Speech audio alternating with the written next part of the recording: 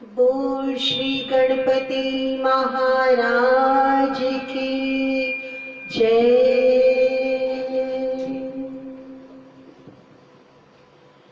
प्रथमे गौरा जी को वंदना,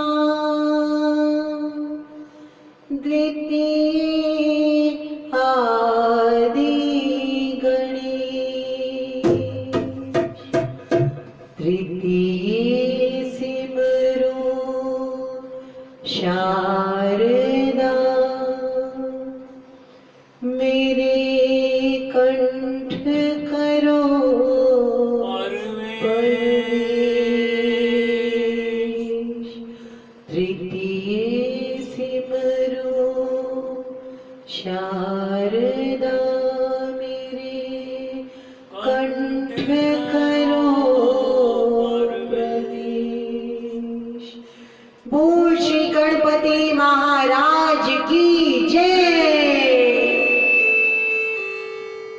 सबसे पहले तुम्हें मनाऊं गौरी सुत महाराज, तुम हो देवों के सरताज, तुम हो देवों के सरताज।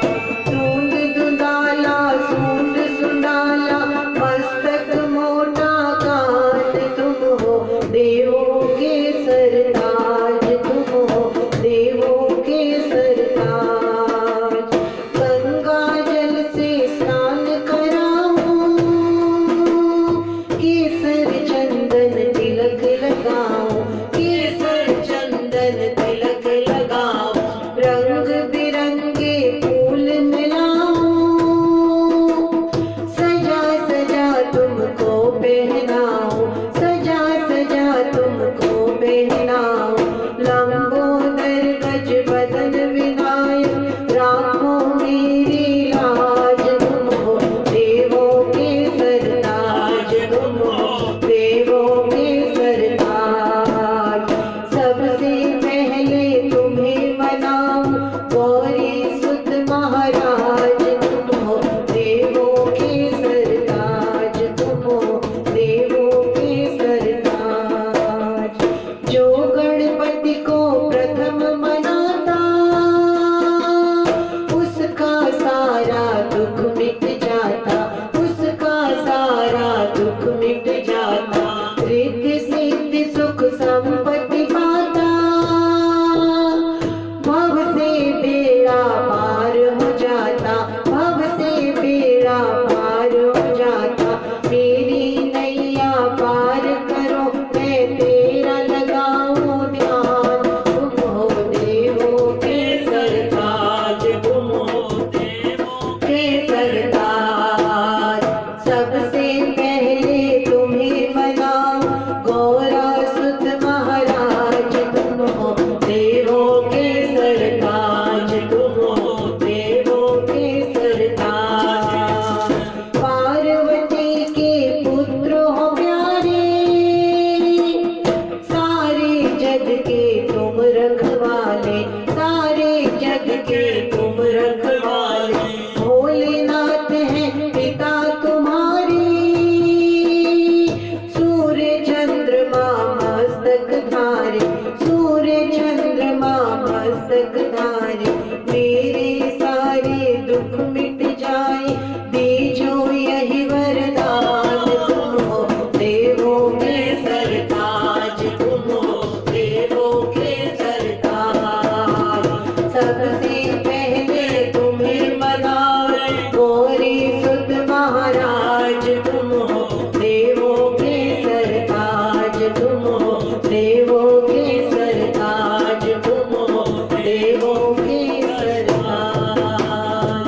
बोल श्री बांके बिहारी लाल की जय। ठाकुर जी के आगे जल नहीं रखते, एक गिलास में रख देते हैं, सब रख देते हैं। थोड़ा सा एक घोल। भागवत भगवान की है आरती, पापियों को पाप से है तारती। भागवत भगवान की है आरती,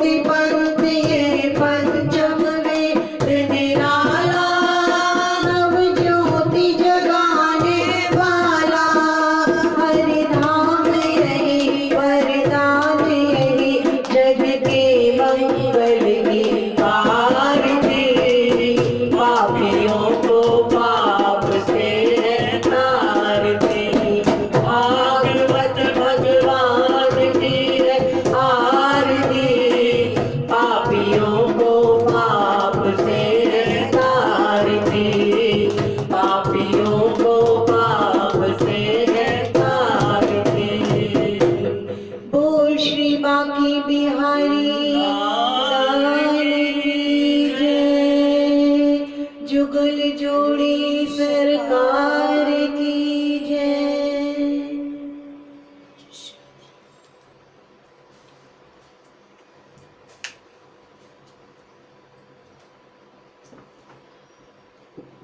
राधे राधे राधे राधे।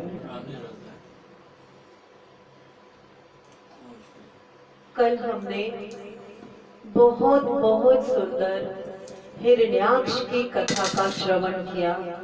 उसके साथ हरि के द्वार अर्थात गंगा मैया की कृपा का भी वर्णन किया।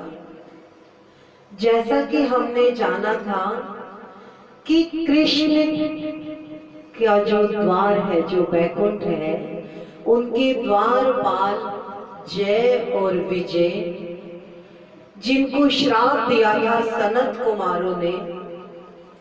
सनत कुमारों ने जो श्राप दिया था, उन सनत कुमारों के श्राप से जय और विजय को 3 जन्मों में राक्षसों का रूप लेना पड़ा था।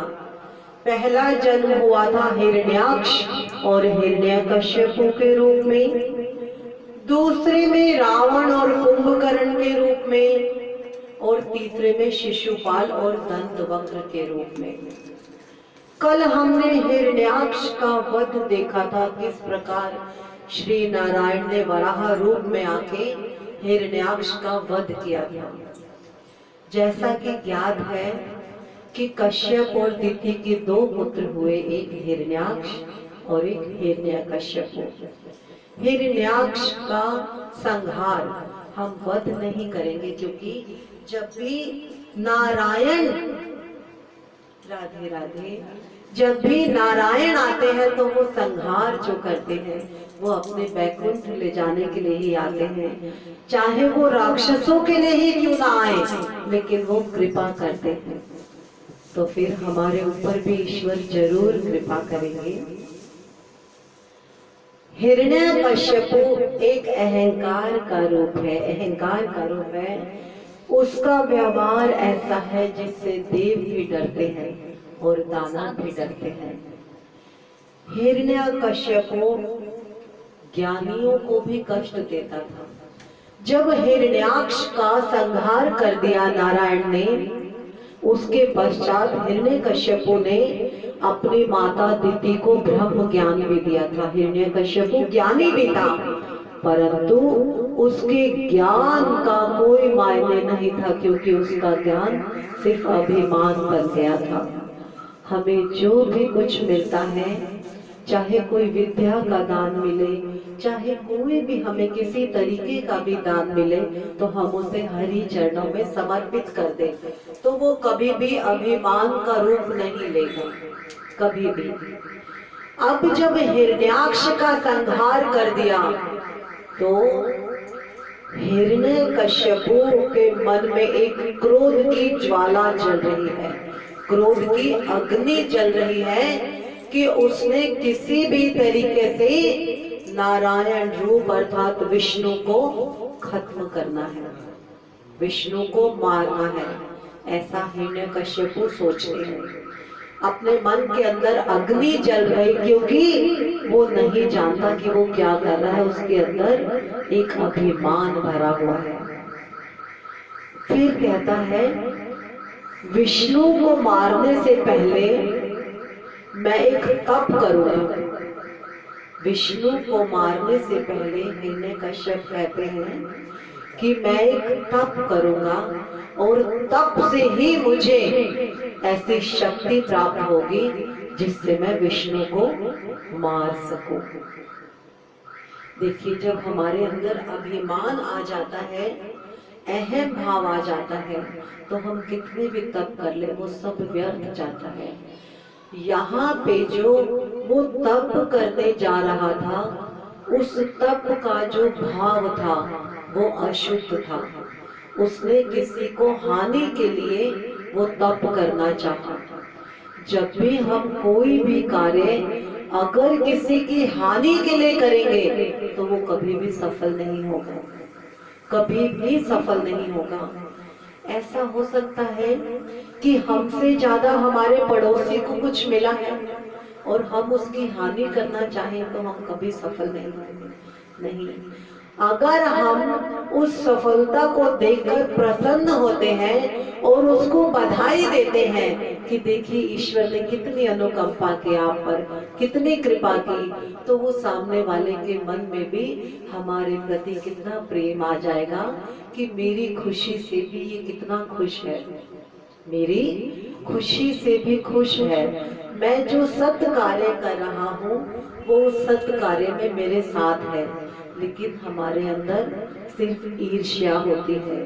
आपको याद होगा जब दुर्योधन के घर में दुर्वासा आए थे तो दुर्योधन ने 1 महीने तक उनके सब शिष्यों सहित उनकी कितनी सेवा की थी, किस भाव से कि मैं इनकी इतनी सेवा करूंगा कि जब ये जाने लगेंगे तब मैं कहूंगा कि ये युधिष्ठिर के जहां वन में है, जहां वन में उनकी कुटिया है वहां जाएं और दुर्वासा ऋषि के श्राप से वो नष्ट हो जाएंगे। तो उसने 1 महीना मन से सेवा की। मैं इतना कहती हूँ, कोई भी हमारे यहाँ आए ना, कोई भी, चाहे कोई हमारे घर के आगे से निकले हमसे बात कर रहा है तो हम जरूर उनसे ये जरूर पूछे कि आप जल लेंगे।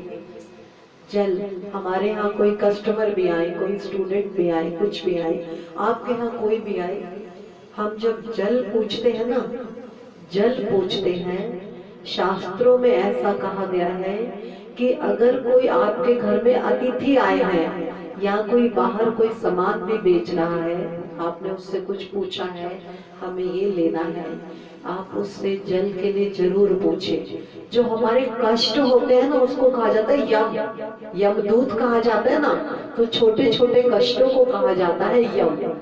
तो जो भी वो हमारे कष्ट होते हैं ना, अगर हम किसी को जल पिलाते हैं तो वो कष्ट हमारे दूर हो जाते हैं। तो अगर हमारे में सामर्थ्य है तो हम किसी को, कोई हमारे घर में मेहमान आया, बड़े प्यार से पूछते हैं।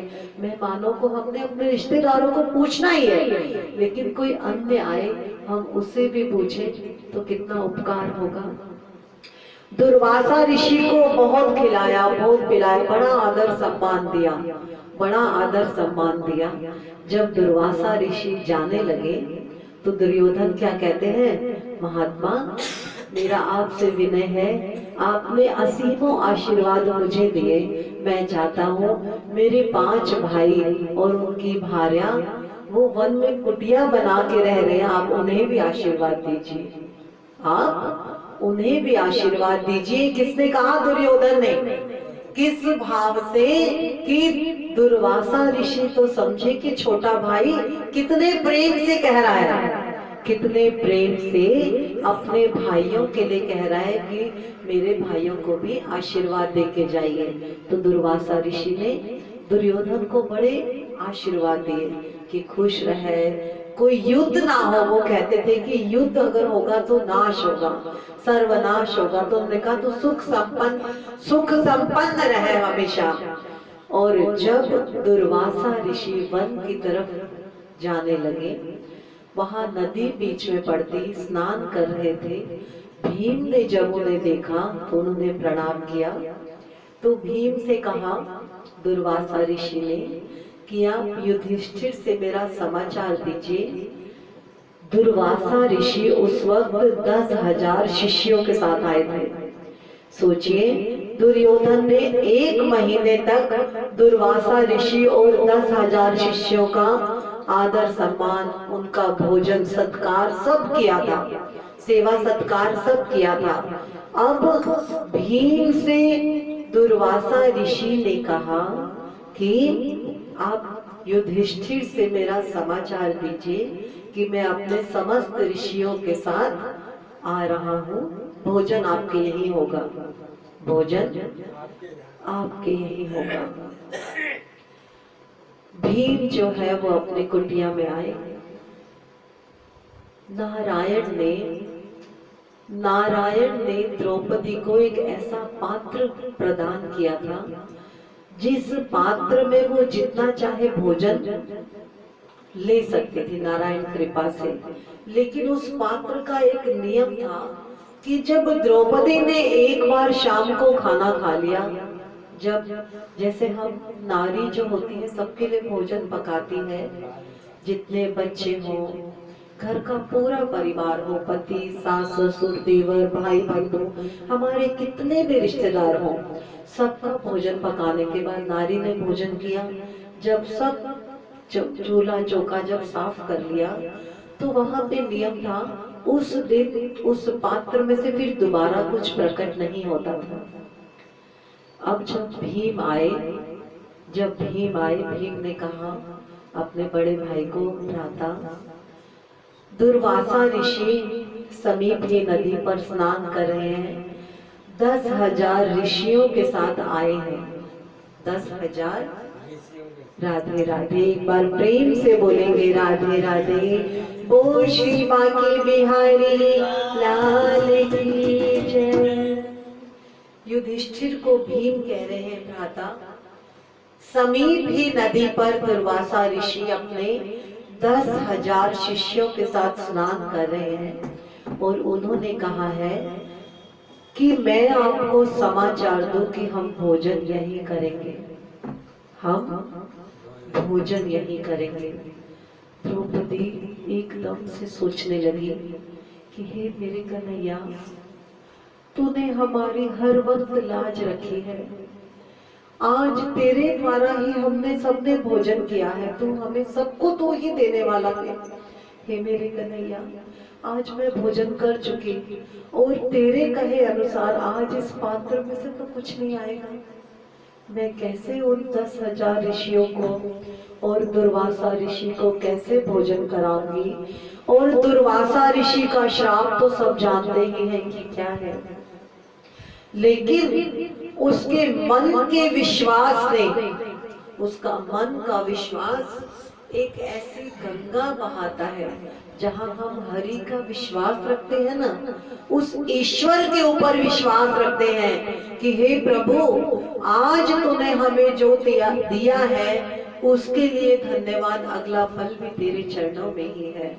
हर वक्त को वो क्या कहते हैं, गंगा बहे मोरे अंगना सत्संग, ऐसा सत्संग जिसमें सिर्फ हरि नाम हो। वहां बैठ के द्रौपदी, पांचों पति बैठे हैं और उनके साथ हरि नाम का कीर्तन करने लगी और गाने लगी, गंगा बहे मोरे अंगना सत्संग, गंगा बहे मोरे अंगना सत्संग, गंगा बहे। कह रही है नारायण, मेरे द्वारे तुम कभी नारद को भेजते हो, कभी शिव जी को ना जाने किस किस रूप में भेजते हो, हर वक्त ऐसी कृपा आप करते हो कि मेरे इस द्वार पर हर वक्त नारायण नाम का सत्संग होता है। देखिए, नारायण वैकुंठ में है, नारायण अपने धाम में है, भोजन का वक्त हो गया है और रुक्मणी, माँ रुक्मणी भोग का थाल सजा कर लाई है, भोग का थाल सजा कर लाई है, मेवा मिश्री सब कुछ रख के लाई है। नारायण बैठे द्रौपदी को देख रहे हैं कि कैसे उस दिन द्रौपदी की लाज बचाई थी, द्रौपदी की लाज बचाई थी, आज मेरी बहन फिर देखिए कितनी दुखी है मन से, लेकिन फिर भी नाम लेना नहीं छोड़ती, फिर भी याद रखना नहीं भूलती कि मेरे नारायण ये तूने ही सब करना है।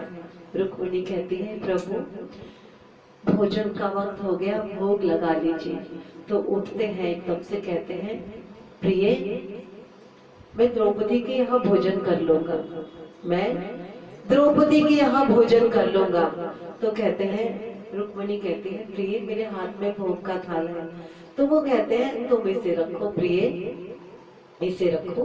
द्रौपदी थाल सजा कर बैठी है। क्या कहते हैं? द्रौपदी मेरा इंतजार कर रही है, थाल सजा कर बैठी है।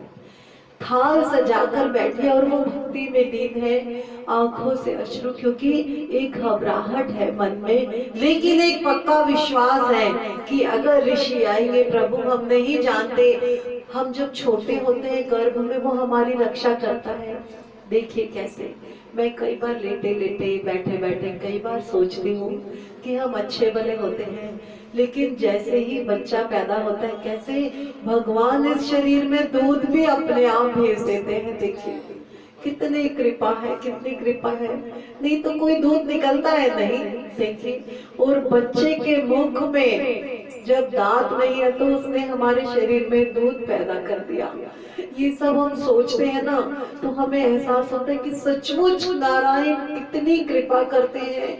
हम तो जितना भी धन्यवाद करें वो कम है, वो कम है। कैसे हम इस मांस को काटे तो खून निकलेगा, लेकिन जब बच्चा आता है तो दूध निकलता है। देखिए वाह प्रभु वाह, तेरी लीला अपरंपार, तेरी लीला अपरंपार प्रभु, तेरी लीला अपरंपार। मैं कैसे तेरे गुण गाऊं नारायण। द्रौपदी मन से नारायण को पुकार रही है, कीर्तन चल रहा है और तभी द्वार पे नारायण आ गए। बोल श्री बांके बिहारी लाल की जय।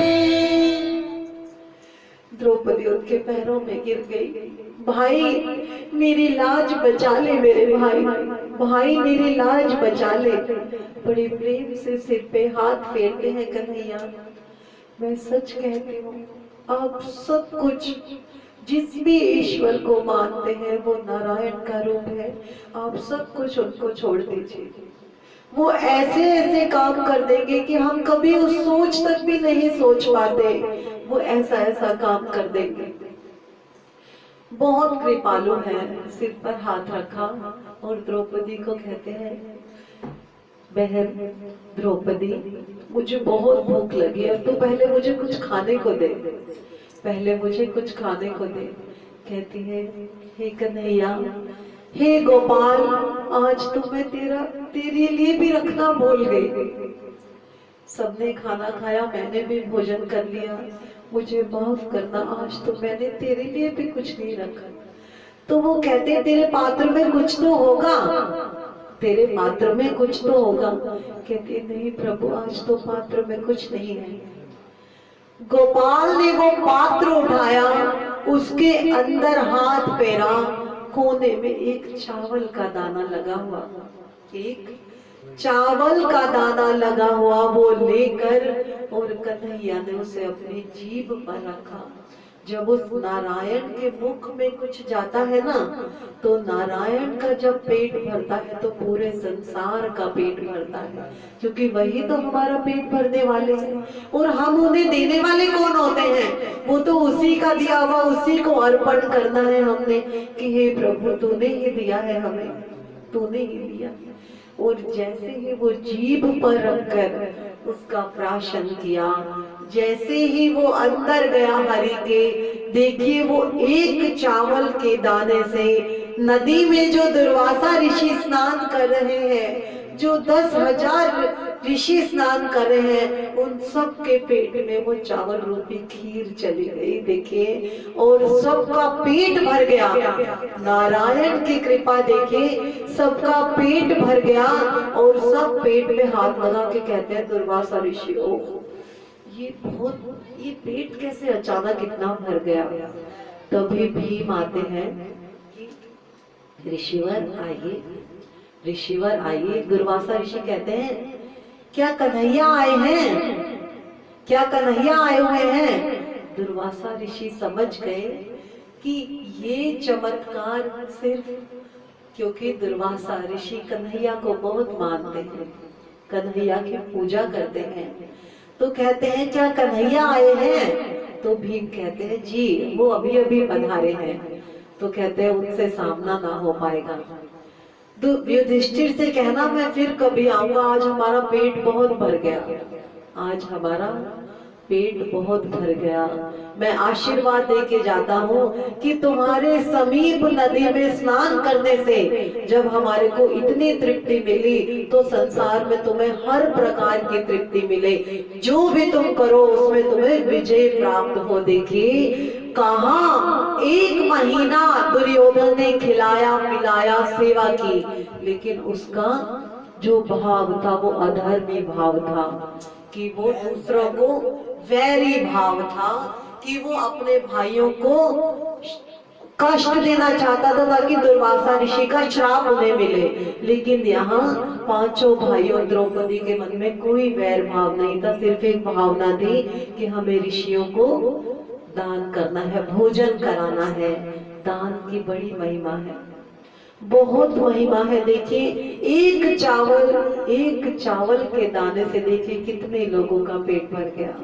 बोल श्री बांके बिहारी लाल की जय।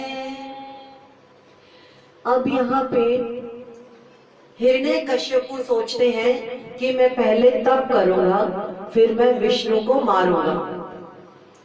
कयाधु से कहते हैं, कयाधु मैं आज तप करने के लिए जा रहा हूँ।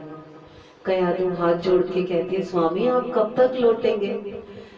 कहते हैं मैं 10,000 वर्षों तक तप करूंगा, 10,000 वर्षों तक तप करूंगा। जो पुरातन समय था ना, हमारे प्राण जो थे वो हड्डियों और मांस से, उसमें इतना सतयुग था कि हम कुछ ना भी खाएं तो हड्डियां और मांस हमारे शरीर को चलाती थी।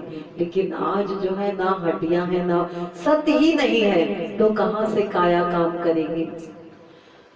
तो हिरण्यकश्यपु निकल गया आज किस भाव से? विष्णु को मारने के अधर्मी भाव से तप करने के लिए आज हिरण्यकश्यप निकल गए।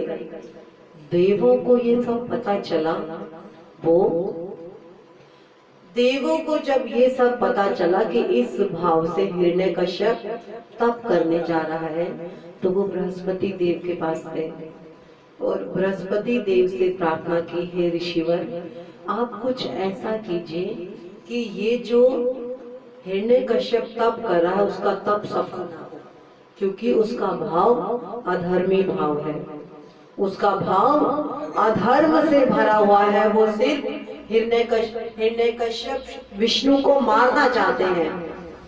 देखिए हिरण्यकश्यप एक पेड़ के नीचे अपनी समाधि लगाकर बैठने लगे। वहां बृहस्पति देव उसी पेड़ की डाली पर एक तोता बनकर बैठ गए, एक तोता बनकर बैठ गए। जैसे ही हिरण्यकश्यप ने तप शुरू किया, ओम, तो तोता क्या गाता है? जय जय नारायण नारायण हरि हरि, स्वामी नारायण नारायण हरि हरि। हिरण्यकश्यप फिर बोलता है ओम, फिर तोता कहता है जय जय नारायण नारायण हरि हरि, स्वामी नारायण नारायण हरि हरि। हिरण्यकश्यप कहता है जब भी मैं ध्यान लगाने बैठता हूँ, तप शुरू करने बैठता हूँ, ये तोता नारायण नारायण की रट लगाता है। एक बार नहीं, 2 बार नहीं, कितनी बार हो गया। हिरण्यकश्यप सोचता है शायद आज का दिन शुभ नहीं है, आज का दिन तप शुरू करने के लिए शुभ नहीं है, आज मैं घर को प्रस्थान करता हूँ। अब जी राजमहल में आए, क्रोधी और अभिमानी तो था हिरण्यकश्यप। अब कयाधु जो उनकी पत्नी है, उनको इतनी हिम्मत नहीं हुई कि एकदम से पूछे कि स्वामी इतनी जल्दी कैसे आ गए? आप तो तप करने गए थे और 10,000 वर्ष कह के गए थे। उसने सोचा कि आज मैं अपने स्वामी को भोजन अपने हाथों से खिलाती हूँ। जो लालची होता है ना, जो लोभी होता है, वो हमेशा जो भी आप उसे खाने वाने को देंगे, पीने वाला पीने के चक्कर में, खाने वाला खाने के चक्कर में, वो आपके वश में हो जाएगा। और जो अभिमानी होता है, लोभी मतलब लालची, खाने पीने का लालची जो होगा वो खाने पीने से आपके वश में हो जाएगा। और जो अभिमानी होगा उसकी आप प्रशंसा करेंगे तो वो आपके वश में हो जाएगा। कालिदास जी से एक बार एक प्रश्न पूछा गया कि सबसे मीठा शहद, सबसे मिठास किस चीज में है? सबसे मिठास, सबसे ज्यादा मिठास शहद में है या गुड़ में है या किसी अन्य चीज में है?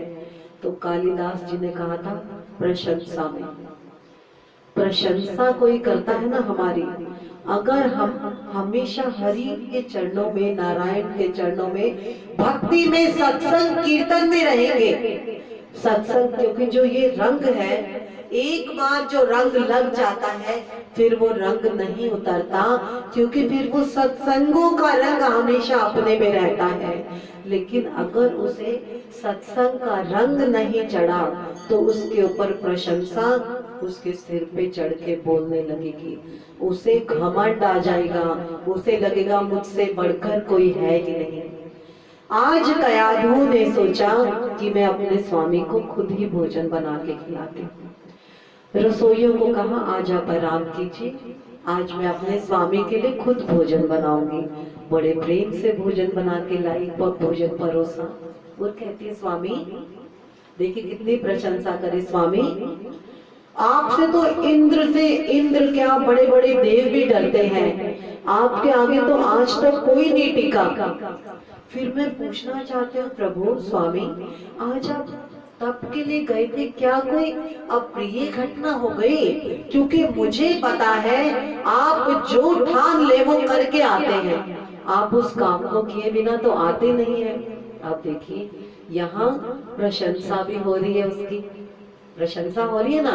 तो उस अभिमानी को ये कहीं नहीं लगा उसे कि मेरी पत्नी मुझसे पूछना चाह रही है, उसे लगा कि वो मुझसे कह रही है कि क्या हुआ, देखो मेरी कितनी प्रशंसा कर रही है।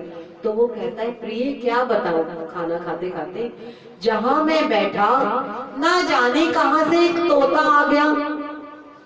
जब मैं अपनी समाधि लगाना चाहूं वो नारायण नारायण बोले।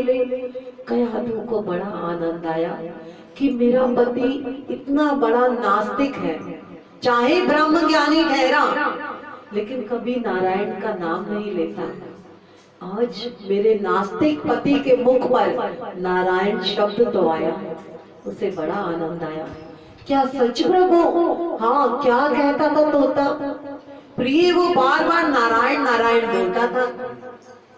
तो भोजन हो गया। अब भोजन के उपरांत शयन कक्ष में है, कयाधु अपने पति के हिरण्यकश्यपु के चरण दबा रही है।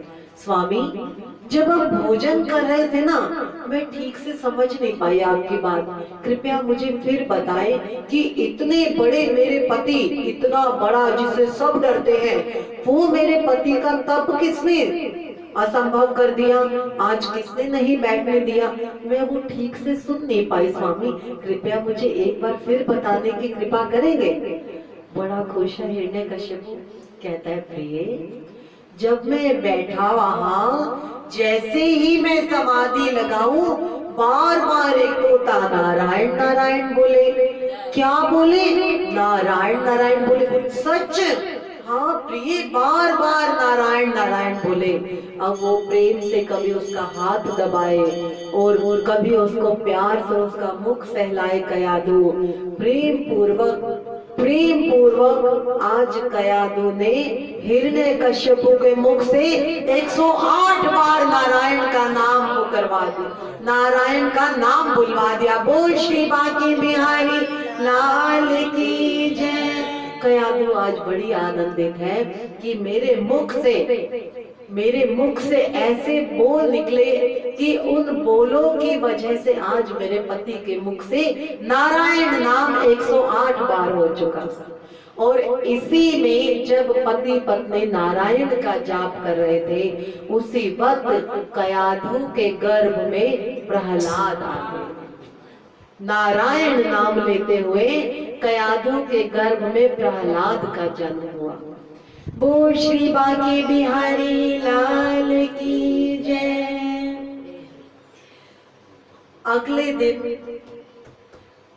दिन क्या कहते हैं, हिरण्यकश्यपु कयाधु आज मैं जरूर जाऊंगा। और अब मैं तुमसे प्रण करता हूँ, जब तक मेरा तप नहीं होगा तब तक मैं वापस नहीं आऊंगा। मुझे विष्णु को मारने के लिए ऐसा तप करना है, ऐसा तप करना है कि मैं अमर होके आऊं।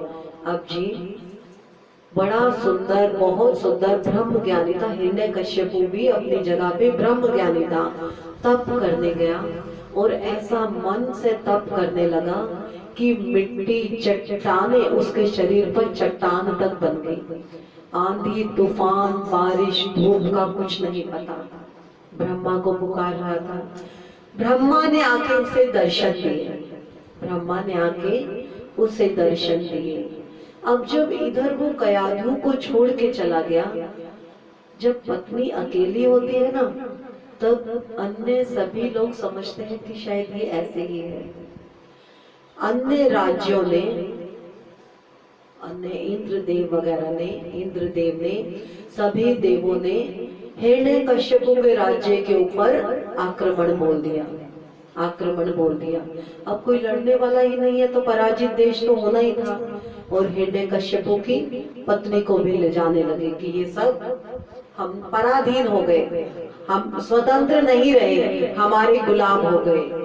जब इंद्र कयाधु को ले जा रहे थे तब श्री नारद जी ने इंद्र से कहा, इंद्रदेव आप माता कयाधु को छोड़ दीजिए, इनके गर्भ में भक्त वत्सल श्री नारायण प्रभु का पुत्र जो भविष्य में नारायण भक्त वत्सल श्री प्रहलाद के नाम से मशहूर होगा, जाना जाएगा, उनकी भक्ति जन्म जन्मांतर तक रहेगी, आप कयाधु को छोड़ दीजिए।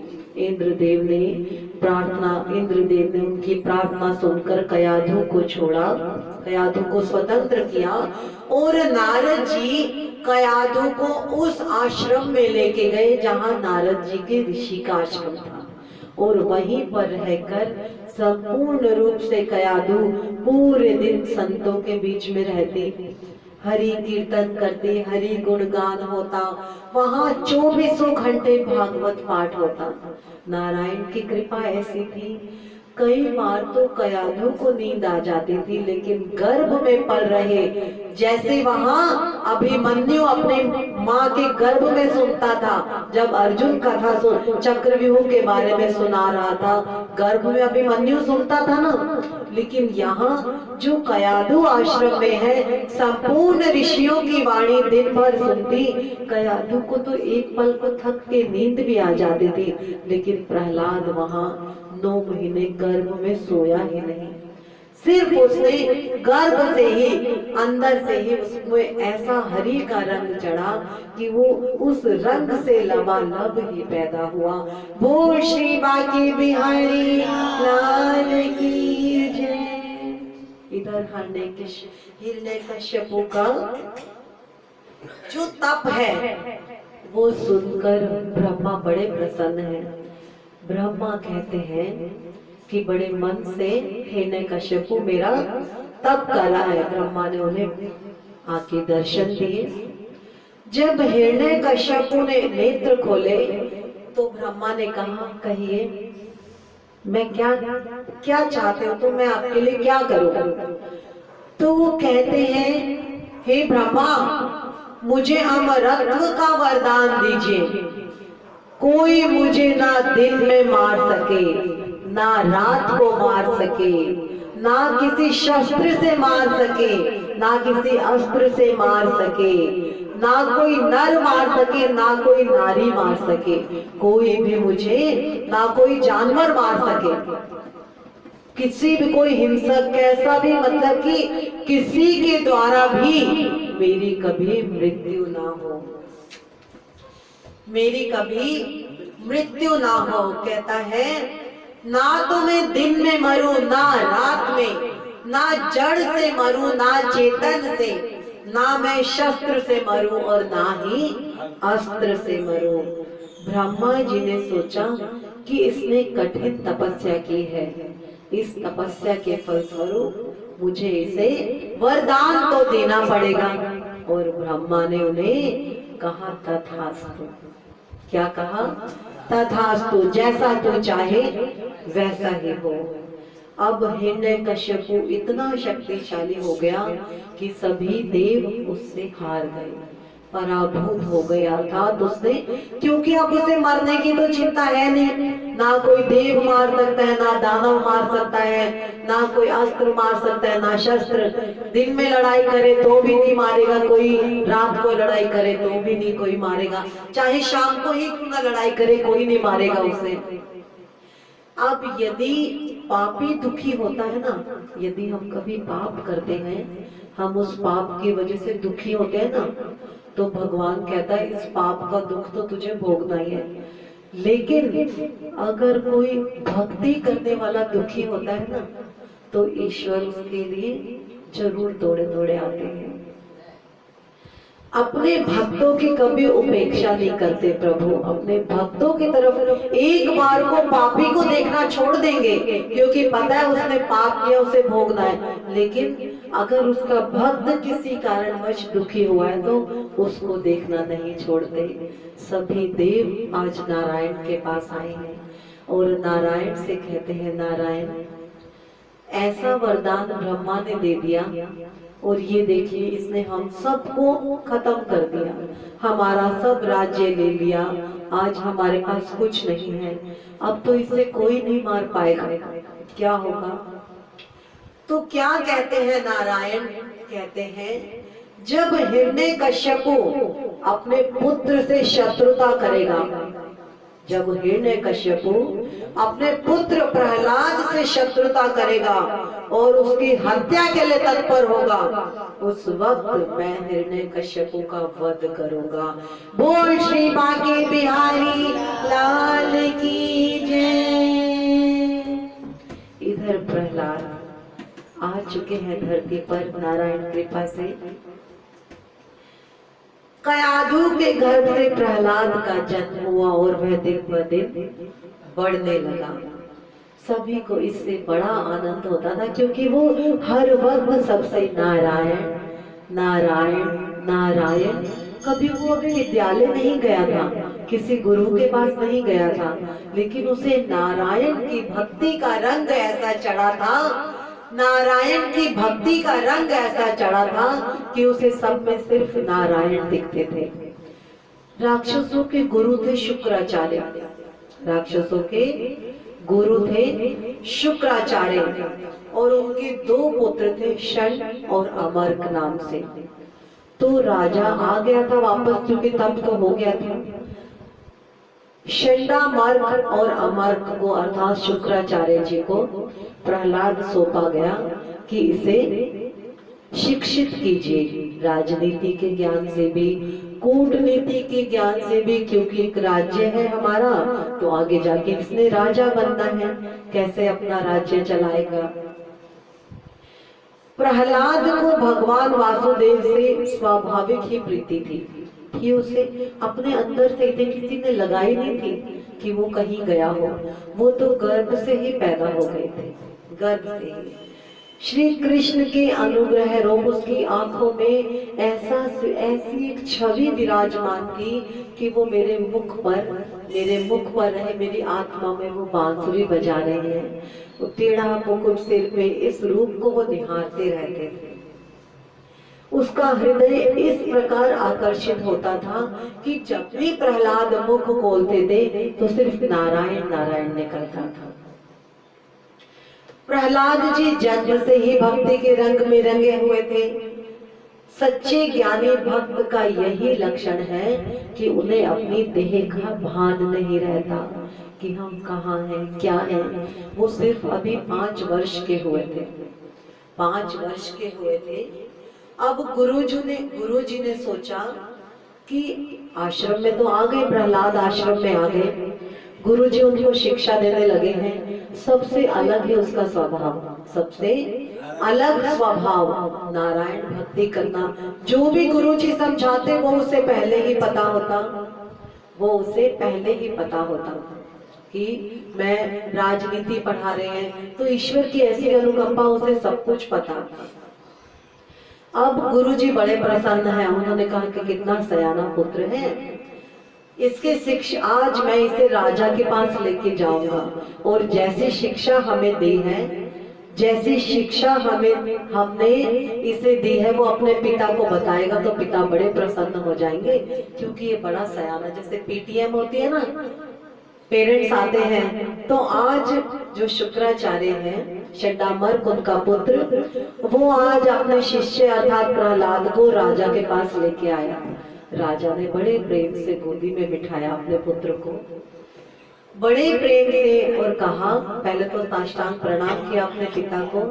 पिता ने गोदी में उठाया, मेरा बेटा आजकल क्या पढ़ाई कर रहा है, गुरुजी क्या शिक्षा दे रहे हैं आजकल? तो कहता है, गुरुजी तो ना जाने, अपने मन में सोचता है, कभी मार काट की भाषा सिखाते हैं, युद्ध की राजनीति ऐसी है, कैसे किसी राजा के ऊपर आक्रमण करना है, ये कूटनीति वो कूटनीति। अगर मैं ऐसी बात पिता को बताऊंगा तो पिता नाराज हो जाएंगे कि ऐसी बात, लड़ाई मार की चीजें सीख के आता है। अब कोई बच्चा लड़े तो हमें तकलीफ होती है ना, आज ये क्यों किया, हम हमेशा बच्चों को कहते हैं नहीं, किसी से लड़ना नहीं। तो आज देखिए उसके मन में है कि पिताजी कितनी अच्छी बात पूछ रहे हैं, मैं इन्हें अच्छी ही बात बताऊंगा। तो क्या कह रहे हैं, इन्हें मैं कैसे बताऊं कि मार काट की बात सिखाते हैं वो तो कहते हैं, प्रहलाद बोले, पिताजी अनेक जन्म हुए हैं मेरे अभी तक। क्या कह रहे हैं, मेरे अनेक जन्म हुए हैं, उन जन्मों के अनुभव से कह रहा हूँ कि यह जीव कई बार स्त्री बना, पुरुष बना, नर बना, नारी बना, पशु बना, रेंगने वाला कीड़ा बना, हजारों जन्म लिए, लेकिन प्रभु की भक्ति से विरक्त ही रहा, प्रभु की भक्ति से विरक्त ही रहा। नारायण ने, मेरे विष्णु नारायण ने उन्हें सब दिया, लेकिन फिर भी उन्होंने कभी उस भक्ति को नहीं माना, उस भक्ति को नहीं माना। जीव सिर्फ लौकिक जो उन्हें संसार में सुख की चीजें मिली, उसमें सुख में लीन हो गए, वो सुख में उस नारायण को भूल गए, और जब दुख आया कभी कभी नारायण का नाम लिया। पिताजी ये जीवन नहीं है, गुरुजी ऐसा सिखाते हैं। गुरुजी कहते हैं कि सब नारायण के चरणों में दे दो। देखिए वो गुरु की प्रशंसा कर रहे, जबकि कहा वो राक्षसों के गुरु है शुक्राचार्य, लेकिन यहाँ एक प्रहलाद अपने गुरु का सम्मान कर रहे कि गुरु ने मुझे ये शिक्षा दी है। और ऐसा सुनकर पिता को अर्थात हिरण्यकश्यप को कितना क्रोध आया, और वो षडामर्क को कहते, ये सिखाते हो तुम मेरे बालक को? षडामर्क कांपने लगा, नहीं महाराज, हमने तो ऐसा कुछ नहीं बताया, हमने तो ऐसा कुछ नहीं सिखाया। क्यों प्रहलाद? षडामर्क पूछते हैं, क्यों प्रहलाद पुत्र, क्या हमने ये शिक्षा दी? तो कहते हैं, गुरुजी ये जो जीवन है ना हमारा, ये तो नारायण की ही तो देन है। अब अपने षडामर्क गुरुजी को भी अर्थात शुक्राचार्य जी के पुत्र को भी कह रहे हैं, हमारा जीवन नारायण के चरणों में है, जब तक नारायण चाहेंगे तब तक ये सांस चलेगी। तो अब शुक्राचार्य के पुत्र जो है षडामर्क, वो कहते हैं, महाराज मैं आपसे क्षमा याचना चाहता हूँ, ये 5 साल का बालक है, हो सकता है अभी नहीं समझा होगा, आप मुझे एक मौका और दीजिए, मैं कोशिश करूंगा कि इसके मन से ये सब हट जाए। अब जी उसको फिर ले गए आश्रम में ले गए। अब उसे फिर अपनी तरीके से ज्ञान दिया जा रहा है। अब षडामर्क और अमर्क के द्वारा नहीं, अब शुक्राचार्य प्रहलाद जी को शिक्षा देने में लगे हैं कि आपने राक्षसी कुल में जन्म लिया है, आपके ये धर्म है, आपको अपने पिता की राजगद्दी संभालनी है, कैसे अन्य राजाओं पर आक्रमण करना है, कैसे किसी से लूटना है, खसोटना है। लेकिन ऋषि की इन बातों की अर्थात शुक्राचार्य की इन बातों का प्रहलाद पर कोई रंग नहीं चढ़ा, क्योंकि उस पर तो एक ऐसा अमिट रंग नारायण की भक्ति का चढ़ा हुआ था जिसे वो नहीं छोड़ सकता था जी। वो उसके मन से जा ही नहीं। हम तो मन में प्रेम डालने की सोचते, लेकिन उनका तो मन ही प्रेम था, नारायण रूपी उनका मन था, नारायण रूपी वन था उनका। प्रहलाद जी ने कहा, कई जन्मों से मैं यह अनुभव कर कहता हूँ कि संत। आप शुक्राचार्य को क्या कहते हैं कि आचार्य, हे ऋषिवर, आप मुझे कैसे भी शिक्षा दीजिए, लेकिन मैं कहता हूँ कि संसार में किसी को भी सच्ची शांति अभी तक प्राप्त नहीं हुई। ऋषिवर, आप मेरे गुरु हैं, आपको भी सच्ची शांति प्राप्त नहीं हुई, क्योंकि आप अपने राजा के अधीन है। नहीं, आप उस नारायण के अधीन हो जाइए। जब आप उसके अधीन हो जाएंगे तब आपको सच्ची शांति प्राप्त होगी। शंडामर्क अब कह रहा है पिताजी, शंडामर्क अपने पिताजी को कह रहे हैं कि कैसे समझाएं इसको। शुक्राचार्य कहते हैं कोई नहीं, समझ जाएगा, छोटा है। अब प्रहलाद जी कहते हैं, गुरुजी, जीव ना तो किसी के कहने पर भक्ति करता। शुक्राचार्य से समझा रहे, बेटा ये नारायण का नाम छोड़ दे। तेरे पिता जो है ना, हिरण्यकश्यप को कहते थे मैं नारायण हूँ। क्या कहते थे कि मैं भगवान हूँ, नारायण का नाम नहीं लेते थे, मैं ईश्वर हूँ। सिर्फ सब जनता, जितनी भी प्रजा है, मेरी पूजा करेगी, मैं भगवान हूँ, हिरण्यकश्यप कहते थे। तो शुक्राचार्य कहते हैं कि तू अपने पिता की भक्ति कर, तेरे पिता भगवान है और कोई भगवान नहीं है। प्रहलाद कहते हैं, जीव ना तो किसी के कहने पर भक्ति करता है। अब शुक्राचार्य कह रहे हैं कि अपने पिता की भक्ति कर, कह रहे हैं प्रहलाद, ना तो किसी के कहने पर भक्ति करता है जीव, और ना ईश्वर की ओर गति करता है। मतलब अगर कोई कहेगा आजा, अब मैं सबको कहती हूँ, जितने लोग मुझे मिलते हैं दिन में, कितने लोग, मैं सबसे निवेदन करती हूँ हाथ जोड़ के कि मैं चाहूंगी आप अपने जीवन का 1 घंटा जरूर सार्थक करें। सार्थक दिन भर भी होता है, आप सब लोग हरि का नाम लेते हैं, लेकिन ये हरि नाम जब हमारे कानों में पड़ता है तो उससे अच्छा फिर हमारा कोई पल जीवन में, यही सार्थक पल होता है। मैं न जाने कितने लोगों से कहती हूँ आस पास, और जितने रास्ते में जितने लोग मुझे मिलते हैं, इवन मैं अनजान लोगों से भी कहती हूँ कि अगर आपको वक्त मिले तो आप जरूर आए। तो ये कह रहे हैं कि हम किसी के कहने से भक्ति नहीं करेंगे। हम किसी को भी कह दें तो कोई हमारे कहने से, जब तक हमारा मन और वो ईश्वर नहीं चाहेंगे तब तक कभी कुछ नहीं हो सकता। अब जी शुक्राचार्य जी पढ़ा रहे हैं, लेकिन वो तो करते नहीं। संत कृपा और सत्संग के बिना भक्ति का रंग नहीं मिलता। प्रहलाद जी कहते हैं, आप कितने भी व्यस्त हो जाओ, लेकिन हरि कीर्तन जरूर करो। हरि कीर्तन करने से आपको सद्गति जरूर मिलेगी। अब कुछ दिन बीत गए, कुछ दिन बीत गए, कुछ दिन बीतने के पश्चात आज शुक्राचार्य जी फिर से प्रहलाद को लेकर, आज उनका पुत्र नहीं, आज शुक्राचार्य जी लेकर आए हैं। पुत्र को राजा के पास लेके आए हैं कि लीजिए आपका पुत्र, हमने बड़ा अच्छा तैयार कर दिया, बहुत सही है, बिल्कुल ठीक है। अब जी प्रहलाद को बड़े प्रेम से गले लगाया। आप प्रहलाद से पूछ रहे, बेटे गुरु जी से इन दिनों क्या शिक्षा प्राप्त की? आज हिरण्यकश्यप फिर दोबारा पूछ रहे हैं। उसमें से जो भी तुमने सीखा ना, उसमें से कुछ मुझे अच्छी अच्छी बातें बताना, पिछली बार की तरह मत करना। आज मुझे वही अच्छी अच्छी बातें बताना जो ऋषिवर ने तुझे सिखाई है। तो क्या कहते हैं प्रहलाद, कहते हैं पिताजी विष्णु भक्ति सीखी है मैंने। क्या सीखी है? विष्णु भक्ति। हिरण्यकश्यप बड़ा क्रोधित हो गया और प्रहलाद चुप नहीं होते। प्रहलाद चुप नहीं होते, वो कहते हैं कि मैंने विष्णु भक्ति की नवधा भक्ति कहते हैं ना, नवधा भक्ति सीखी है मैंने अपने गुरु से, अपने मन के गुरु से, अपने मन से नवधा भक्ति सीखी है, जिसमें हरि का नाम गा, हरि के गुण गा, हरि की लीलाओं का वर्णन कर, उसका कीर्तन कर, उसके स्वरूप का वर्णन कर, हर जगह उसका स्मरण कर, उसकी चरण वंदना कर, उसकी पूजा कर और उसकी अर्चना कर। ये नवदा भक्ति, ये मैं सीख के आया हूँ।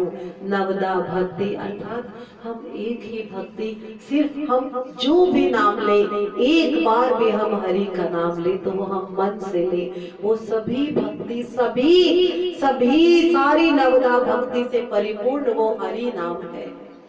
वो पारस है, हरि का नाम ऐसा पारस है जिससे जो भी छू ले वो हरिमय हो जाता है, हरिमय हो जाता है। लागी लगन मत तोड़ना, लागी लगन मत तोड़ना, हरि जी मेरी लागी लगन मत तोड़ना, ओ राया ओ श्यामा मेरी लागी लगन मत तोड़ना, लगन मत तोड़ना, लगन मत तोड़ना, हरि जी मेरी लागी लगन मत तोड़ना, ओ श्यामा मेरी लागी लगन मत तोड़ना। बस इसी लगन को कहते कहते, लगन ऐसी लगन हम सब में भी लगे जैसी प्रहलाद को लगन लगी है, जैसी प्रहलाद को लगन लगी है। पुत्र की ऐसी बात सुनकर हिरण्यकश्यप फिर से क्रोधित हो गए। हिरण्यकश्यप क्रोधित होकर आज उसने अपने पुत्र को अपनी गोदी में से नीचे पटक दिया, उठा के फेंक दिया नीचे, और अपने जो सामने सेवक खड़े थे उनको कहा इसे मारो। क्या कहा? इसे मारो। और सेवकों ने अपनी तलवारें निकाल ली और देखे प्रहलाद, उन तलवारों में भी उन्हें नारायण के दर्शन हो रहे हैं और वो उनको भी नतमस्तक हैं, और जो सब सेवक खड़े हैं उन्हें लग रहा है उनका नारायण खड़े हैं, उनके नारायण खड़े हैं। वो सेवक उन्हें बहुत, कोई लाठी डंडे से मार रहे हैं, कोई कैसे मार रहे हैं। आज प्रहलाद की पिटाई हो रही है, लेकिन प्रहलाद को कोई पता ही नहीं, क्योंकि वो तो नारायण नारायण करते हैं, उनको देह भान कुछ है ही नहीं कि शरीर में कुछ दर्द है, कुछ दर्द है कहीं पर, कुछ भी है। अब क्या कहा शुक्राचार्य ने, राजन आप मुझे एक अंतिम बार मौका दीजिए, मुझे अंतिम बार मौका दीजिए, मैं जो है अब इसे ऐसी शिक्षा दूंगा ये आपके खिलाफ कभी नहीं होगा। आपका जैसा आप चाहते हैं, या आपको ही अपना प्रभु मानेगा, अपना ईश्वर मानेगा, और किसी ईश्वर का नाम इसके मुख पर नहीं आएगा। और उसे ले गए, वो फिर भी नारायण नारायण करते करते जा रहे हैं। शुक्राचार्य ले गए। अब एक दिन शुक्राचार्य अपने पुत्रों के साथ कहीं गए हैं, अपने पुत्रों के साथ कहीं बाहर, किसी के यहाँ कोई पाठ है, उस पाठ के लिए गए हैं। तो सब शिष्य, गुरुकुल होता तो सब शिष्य गुरुकुल में जाके रहते, पढ़ते, वहीं सब बच्चे गेंद खेलते हैं। आज प्रहलाद उन बच्चों को कहते हैं आज मैं तुम्हें बड़ा अच्छा खेल खिलाऊंगा। क्या खिलाऊंगा? बड़ा अच्छा खेल खिलाऊंगा, आओ मेरे पास बैठो। प्रहलाद को सब बच्चे पसंद करते थे, क्योंकि वो किसी से लड़ता नहीं था। किसी की लड़ाई हो, किसी की लड़ाई हो तो वो उनका वैर भाव खत्म करवा के प्रेम प्यार से उनकी सुलह करा देता था। अब जी गए हैं प्रहलाद, अब उन बच्चों को कहते हैं कौमाराचरेत प्राज्ञो धर्मान भागवता नाही दुर्लभम मानुषम जन्म तदप्य ध्रुव मर्तदम। मित्रों क्या कहते हैं, हे मेरे साथियों, सब मित्र घेरा लगा के बैठ गए आज प्रहलाद के पास। आज कोई गेंद नहीं खेलनी, आज प्रहलाद उन अपने साथियों को नारायण का रंग चढ़ाना चाहते हैं। क्या चढ़ाना चाहते हैं? सब राक्षस कुल के हैं, सब उसी राक्षस राज्य के बच्चे हैं, लेकिन बड़े घराने के बच्चे, इसलिए बड़े ऋषिवर के पास पढ़ने आते हैं। तो बड़े बड़े घरों के हुए सब हिरण्यकश्यप को ही ईश्वर मानते हैं। क्योंकि वो कहते हैं कि उस राज्य में मैं ही ईश्वर हूँ। तो क्या कहते हैं प्रहलाद? मित्रों मेरी एक बात ध्यान से सुनो, आज मैं तुम्हें बड़ा अच्छा खेल दिखाता हूँ, खेल खिलाता हूँ, तुम्हें बड़ा मजा आएगा। इस संसार में ये जो तुम छोटे छोटा हमें मानव रूप मिला है ना, मैं छोटा सा प्रहलाद हूँ, तू छोटा सा ये बच्चा है, तू छोटा सा, हर किसी को इस भाव से सिखा रहे हैं भक्ति कि उनको लगे हम बचपन में, क्योंकि जो छोटा रूप होता है ना वो हमारी बातों में बड़ी जल्दी आ जाता है ना। हम जब बात करते हैं तो छोटा सा मुख मुस्कुराता हुआ कितना सुंदर हमारे पास आता है। तो आज हम कल इसी जगह से ये मुस्कुराता हुआ रूप लेकर कल फिर इसी कथा को इसी जगह से शुरू करेंगे। ये शांति गीत पावन पुनीत, पापों को मिटाने वाला, हरि तरस दिखाने वाला। ये शांति गीत पावन पुनीत, पापों को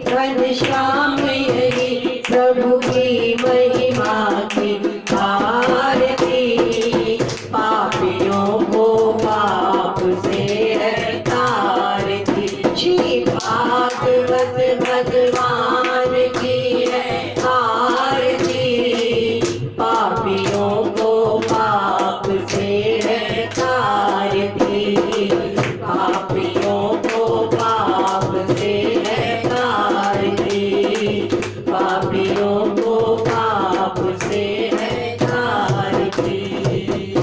वो श्री बांके बिहारी लाल की जय। हे नारायण, ये जो तूने लगन लगाई है इसे तोड़ना ना प्रभु, लागी लगन मत तोड़ना, लागी लगन मत तोड़ना, हरि जी मेरी लागी लगन मत तोड़ना, ओ श्यामा मेरी लागी लगन मत तोड़ना। गहरी नदिया नाव पुरानी, गहरी नदिया नाव पुरानी, बीच भंवर मत छोड़ना, बीच भंवर मत छोड़ना, हरि जी मेरी लागी लगन मत तोड़ना, ओ श्यामा मेरी लागी लगन मत तोड़ना। तू ही मेरा सेठ है, तू ही साहूकार है, हे प्रभु हे नारायण, तू ही मेरा सब है। मुझे नहीं पता मेरे से पाप हो वो भी तेरे चरणों में, जो मेरे पुण्य वो मैं करने वाली कोई नहीं, वो सब करने वाला तू है, सब तू है मेरे प्रभु। तू ही मेरा सेठ है, तू ही साहूकार है, तू ही मेरा सेठ है, तू ही साहूकार है। ब्याज पे ब्याज मत जोड़ना, ब्याज पे ब्याज मत जोड़ना, हरि जी मेरी लागी लगन मत तोड़ना, ओ श्यामा मेरी लागी लगन मत तोड़ना।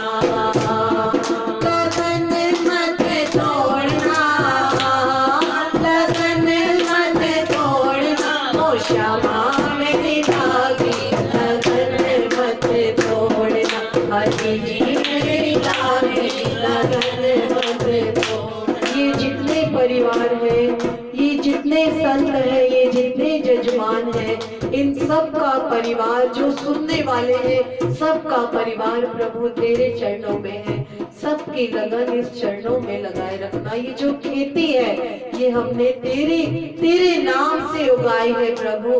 खेती बुआई मैंने तेरे नाम की, खेती बुआई मैंने तेरे नाम की। मेरे भरोसे मत छोड़ना,